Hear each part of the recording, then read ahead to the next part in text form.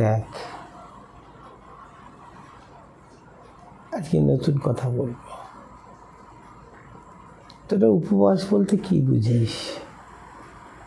শুধুমাত্র খালি পেটে থাকা না। উপবাস কথাটার অর্থ বুঝতে হবে আগে।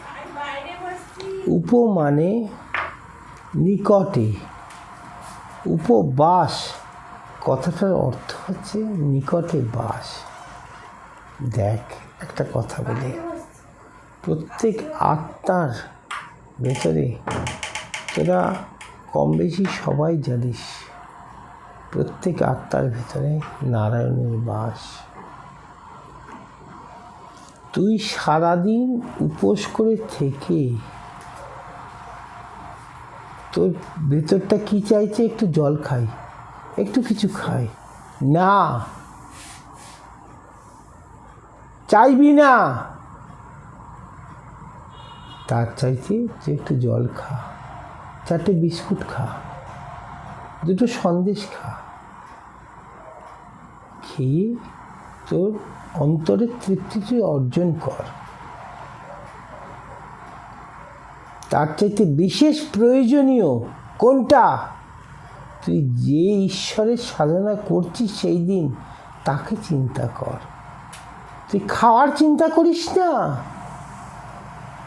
তুই খাওয়ার চিন্তা করিস না।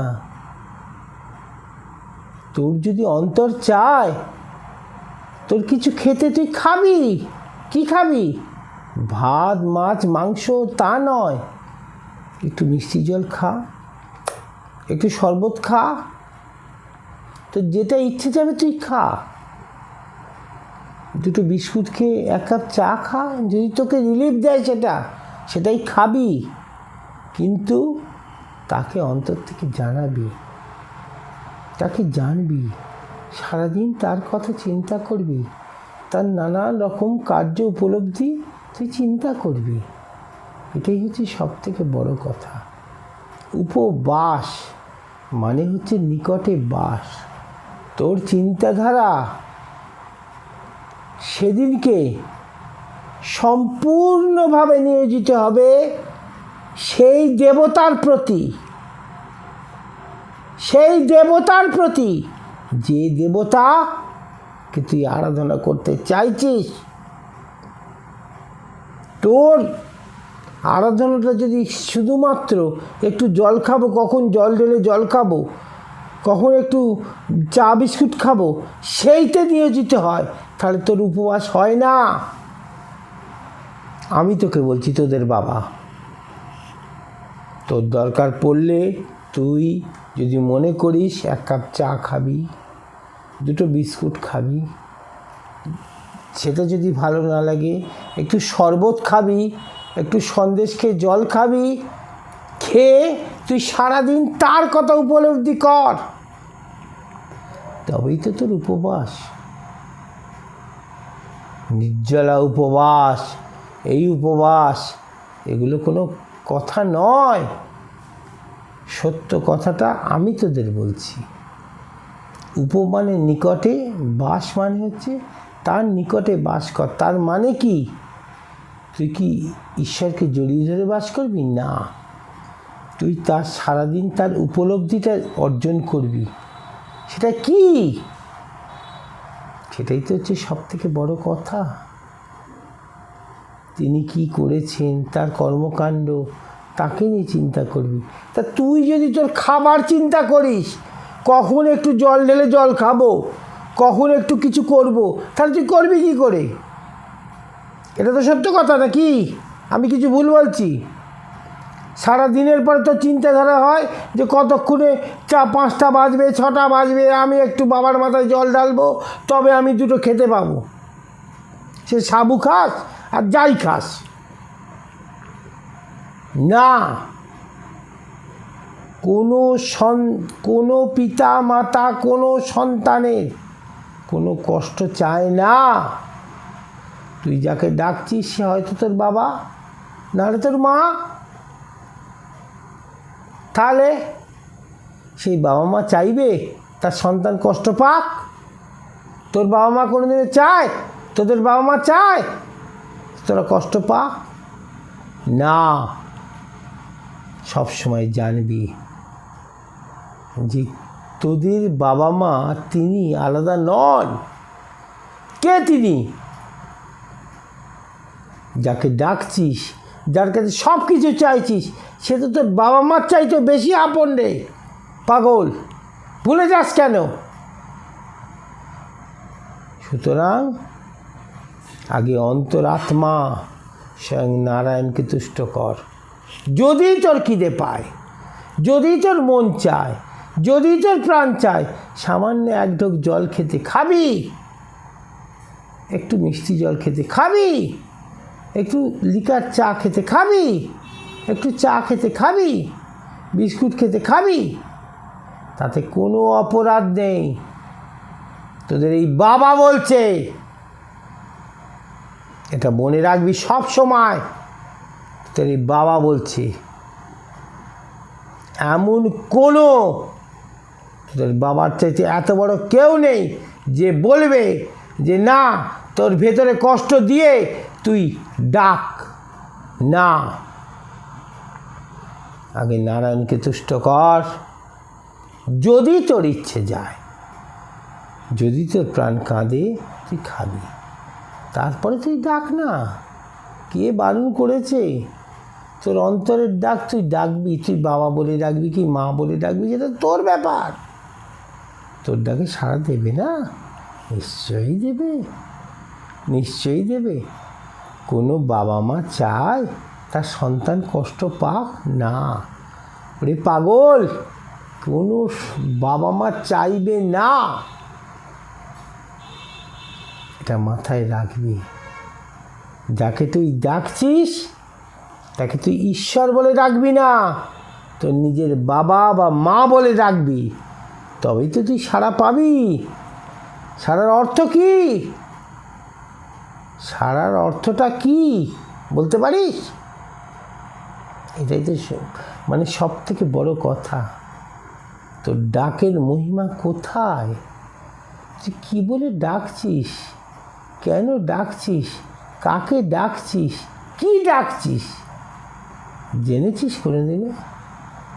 না, ঈশ্বরকে ডাকছিস ভাববি না, তোর নিজের গর্ভধারিণী মাকে ডাকছিস, তোর নিজের ঔরসজাত পিতাকে ডাকছিস। তবেই জানতে পারবি, তবেই জানতে পারবি, তবেই পাবি তাদের সাড়া। তা নাহলে পাবি না, কোনো দিনও পাবি না।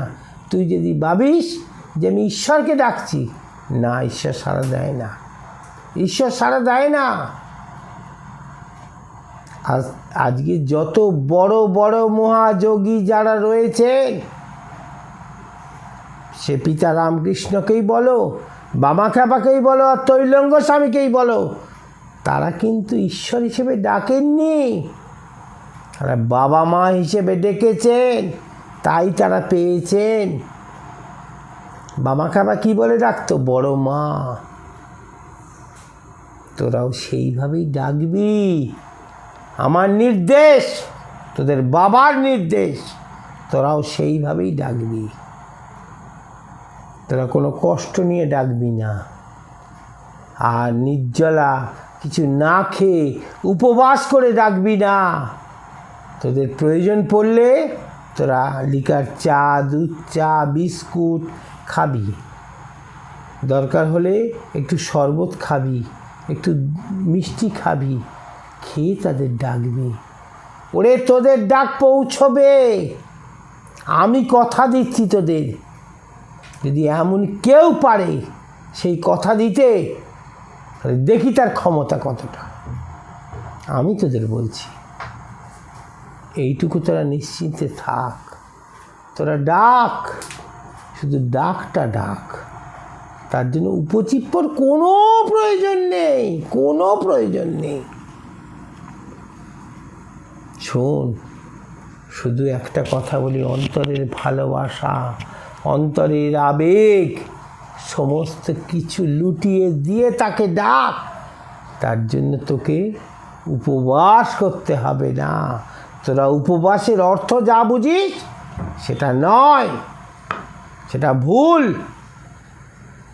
যদি শাস্ত্র ঘাঁটিস তাহলে দেখবি উপ মানে নিকটে, বাস মানে হচ্ছে নিকটে বাস। তার মানে কি, তুই সারাদিন নানান কাজে ব্যস্ত রইলি, সংসারের কাদা ঘাটলি, অথচ এক ফোঁটা জলও গালে দিলি না। কখন সন্ধে হবে, কখন রাত হবে, তখন তুই সেই ঈশ্বরের পুজো করে তবে দুটো জল গালে দিবি। তো সারাক্ষণ আত্মাটা চাইলেও একটু জল খাই, একটু মিষ্টি খাই, একটু লিকার চা খাই। তাহলে তোর জায়গাটা কোথায় চলে গেল, তোর চাহিদাটা কোথায় চলে গেল ভেবে দেখেছিস? তোর চাহিদাটা কোথায় চলে যাচ্ছে? তার চেয়ে যা অন্তর চায় তাই একটু খাবি, কি ক্ষতি আছে বল না মা? কোনো ক্ষতি আছে?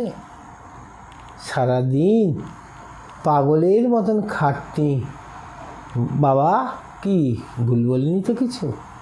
সারাদিন পাগলের মতন চিন্তা ধারা খাটনি নিয়ে চলছিস, তাতে তোর অন্তরের নারায়ণ, অন্তর আত্মার নারায়ণ যা চাইছেন তাকে তুষ্ট কর, তারপরে তোর আরাধ্য দেবতাকে তুষ্ট কর। আমি তোদের বলে রাখছি, তোদের বাবা অবশ্যই তুষ্ট হবেন তিনি। যদি কোনো রকম ব্যতিক্রম ঘটে তো তখন এই বাবাকে পরীক্ষা করিস, বাবা তুমি তো বলেছিলে, আমরা করেছি, তাই এটা উল্টো কী ঘটলো? সমস্ত জিনিসটার উত্তর আমি দেব তোদের। সবার আগে একটাই কথা বলি বাবা, অন্তর নারায়ণকে তুষ্ট করে সমস্ত চিন্তাধারাকে নিয়োজিত করো। যদি তোমার প্রাণ না চায় তুমি খেও না, আমি তোমায় খেতে বলছি না। আর যদি তোমার অন্তর চায় যে কতক্ষণে একটু বাবার মাথায় জল দেব, কি কতক্ষণে একটু বাবার পুজো দেব, দিয়ে তবে একটু জল খাবো, তবে তুমি তার আগে জল খেও, তবে তুমি তার আগে তোমার তৃষ্ণা মিটিও। তাতে তুমি অনেক বেশি ভক্তিভরে পুজো দিতে পারবে, অনেক বেশি ভক্তিভরে তোমার সাধনা করতে পারবে। তুমি সাধন পথে এসো, উপবাসের পথে নয়। তুমি ডাকো, আমার কথা একটাই, ডাক দে। ওরে পাগল, তোরা ডাক। একটা কথা বলতে পারিস, তোদের জন্মদাত্রী পিতা বা জন্মদাত্রী মাতা কোনোদিনও তোদের অন্তরের ডাককে উপহেলা করেছে? করেননি। তো উনি কে? উনি তো সেই পরম ব্রহ্ম, উনি কোনোদিনও উপহেলা করবেন না। ডাক। এই পর্যন্তই বললাম তোদের যদি চৈতন্য ফেরে তার চেয়ে বড় আনন্দের আর কিচ্ছু নেই রে আমার। তোদের আগেও বলেছি, আবারও বলছি, তোদের কাছ থেকে আমার পাবারও কিছু নেই, তোদের কাছ থেকে আমার হারাবারও কিছু নেই। তোরা সেই সর্বশক্তিময়ী তাকে আরাধনা কর। কিভাবে করবি তোদের আমি পন্থাগুলো বলে দিচ্ছি, তোরা সেই মতন চল। বুঝতে পেরেছিস? তোরা সবাই ভালো থাক, সন্তান সন্ততি নিয়ে তোদের যা মনস্কামনা আছে সব পূরণ হবে। শুধু আগে ডাকটা শেখ, ডাকতে শেখ, তবেই পাবি তার দেখা। আমি চেনাবো তোদের, আমি চেনাবো, তার জন্য কিন্তু টাকা দিতে হবে না। তোরা ভাবিস না তোদের এই গরিব বাবা তোদের কাছ থেকে টাকা চাইবে, টাকা চাই না। তোরা সবাই মিলে আয়, সবাই মিলে ডাক, তবেই তো পাবি। ওরে আমার একার সম্পত্তি না, সচ্চিদানন্দময় আর সচ্চিদানন্দময়ী তোদের সবার সম্পত্তি, তোদের মা বাবা। বুঝতে পেরেছিস? ডাক, এই ডাকের জিনিসটা আমি তোদের চেনাবো, আমি তোদের জানাবো। তোরা জানবি, তোরা চিনবি, তোরা ডাকবি, তোরা সাড়া পাবি, এর চেয়ে বড় আনন্দ আমার কি আছে রে বাবা, বল। ওমা, আর কোনো আনন্দ আছে? এর চেয়ে বড় আনন্দ আর কিছু নেই। আমার সন্তান সন্ততির দল যখন মা বাবার সাড়া পাবে, আমি তো আনন্দে বিহ্বল হয়ে যাব। সে আনন্দ আমি রাখতে পারবো না। তোরা সবাই পেয়েছিস। তবে কি জানিস মা, একটা কথা বলি, মনে কর একটা বাসন মাজতে মাজতে পরিষ্কার হয়, ডাকতে ডাকতেই তো তবে ডাকে সাড়া পাবি রে মা। কি বাবা, একদিন ডাকলেই সাড়া পাওয়া যায়? একদিন বাবার জন্য কেশিনাকে সন্দেশ নিয়ে এলেই কি বাবা সন্তুষ্ট হয়? তোর অনুরাজটা তো বাবা কি একদিনেই একটা কেশি দেশে সন্দেশ পেলে সন্তুষ্ট? না, ডাকতে হবে, একটু ডাকতে হবে, অন্তর থেকে সেই ডাকটা ডাকতে হবে। এইটুকু তোদের কাছে আমার মিনতি। তোর এই গরিব বাবার একটাই ভিক্ষা, তোরা ডাক, সবাই মিলে ডাক।